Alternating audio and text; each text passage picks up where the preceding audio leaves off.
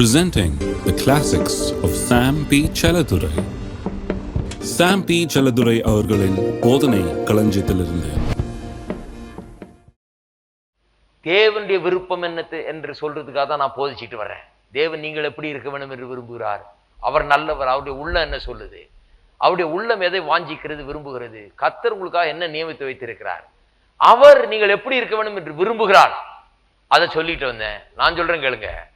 அந்த விருப்பத்தை உங்களுடைய விருப்பமாய் நீங்கள் மாற்ற வேண்டும். இருக்கீங்களா? கர்த்தர் விரும்பிட்டாரு. கர்த்தர் ஏன் என்ன கண்ணுக்க மாட்டேங்கிறாருங்க? கர்த்தர் ஏன் எனக்கு ஒண்ணும் செய்யலங்க? கர்த்தர் என்னைக்குங்க கண்ணை திறப்பார்? அவர் கண்ணை எப்பவும் திறந்துட்டே வச்சிருக்காரு. உறங்குறதும் இல்லை, தூங்குறதும் இல்லை சொல்லி இருக்குது. நம்ம தான் தூங்கிட்டு இருக்கிறோம். கர்த்தர் என்ன சொல்றாருன்னு கவனிக்கிறதே கிடையாது. கர்த்தர் சொல்றாரு, நான் என்னைக்கோ விருப்பத்தை வச்சுட்டேன். நீ இப்படிதான் இருக்க வேண்டும் என்பது என்னுடைய அனாதி தீர்மானம், நோக்கம், விருப்பம், வாஞ்சையா இருக்கிறது. அதுவே என்னுடைய லட்சியமா இருக்குது. அதுக்கு நேரம் வானத்திலிருந்து இறங்கி வந்து உடைய பாவத்தை மட்டுமல்ல, உடைய தரித்திரத்தை நான் சுமந்து தீர்த்தேன்.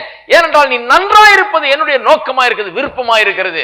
நான் சொல்றேன், அது நம்முடைய விருப்பமா என்றைக்கு உள்ளத்துல பற்றி எரிகிறதோ அன்றைக்கு தான் நம்முடைய வாழ்க்கையில் அது நிறைவேறும். இல்லைன்னா நிறைவேறாது. சும்மா கேட்டதுனால நிறைவேறது இல்ல. அந்த விருப்பத்தை நாம் விருப்பமாக்கி கொள்ள வேண்டும். இதுக்கு தடையா யாராவது சொல்லுவாங்க, அதெல்லாம் விடு, அதெல்லாம் நம்பாதேம்பாங்க. அங்கேயா போனேன், அவர் செழிப்பை பற்றி சொல்லியிருப்பாரு. இதெல்லாம் நம்பாத, செழிப்பெல்லாம் உனக்கு கெடுதி. நீங்க என்ன சொல்லணும்? நீங்க தான் ஏன் கெடுதி எனக்கு. நான் இதை நம்ப போறேன். நான் இன்னும் அவர் கிட்ட போக போறேன், அவரை பணிந்து கொள்ள போறேன், அவரை தொழுது கொள்ள போறேன், அவரை நான் நேசிக்க போறேன், அவரை பற்றி கொள்ள போறேன், அவருடைய வார்த்தையை நான் ஏற்றுக்கொள்ள போறேன். கர்த்தர் அப்படிப்பட்ட ஒரு விசுவாசத்தை தான் அதன் மேல பிரியமா இருக்கிறார்.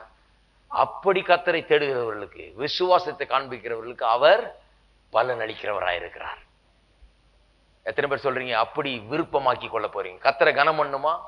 அவருடைய விருப்பத்தை உங்கள் விருப்பமாக்கி கொள்ளுங்க. அதான் உயர்ந்த விதத்துல கர்த்தரை கனம் பண்ணுகிறது. அதை எடுத்து உள்ளத்துல வையுங்கள். அதை ஒரு மேன்மையா எண்ணுங்கள். அதை பேசுங்கள், அதை அறிக்கை செய்யுங்கள், அதை விசுவாசியுங்கள், அதை எதிர்நோக்குங்கள். எந்த பிரச்சனைகளும் உங்களை கீழே தள்ள அனுமதிக்காதீர்கள்.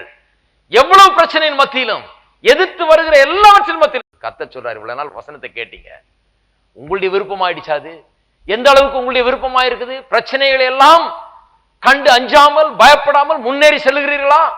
பிரச்சனைகளை கண்டு துவண்டு போகிறீர்களா? அல்லது வசனத்தை எடுத்துக்கிட்டு இவ்வளவு நாள் கேட்டோம், அதை விடக்கூடாது என்று அந்த விதத்தில் அதை பற்றி கொண்டு முன்னால செல்லுகிறீர்களா? அந்த விதத்தில் அதை பற்றி கொண்டு முன்னால செல்லுகிறீர்களா? அந்த கர்த்தர் சொல்றாரு, உங்களுடைய விசுவாசம் பெரியது, உங்களுடைய விருப்பப்படியே ஆக கடவுது. சிலர் கேட்கிறாங்க, என்னுடைய வாழ்க்கையில் நடக்குமாங்க? உங்க விருப்பப்படியே ஆக கடவுது. எனக்கெல்லாம் நடக்குமாங்க? உங்க விருப்பப்படியே ஆக கடவுது. எவ்வளவு விருப்பம், எவ்வளவு விருப்பம் இருக்குது உள்ளத்துல. கர்த்தர் சொன்னது போல இருக்க வேண்டும் என்று எவ்வளவு விருப்பம் உள்ளத்துல இருக்கிறது என்று கேட்கிறேன் நான்.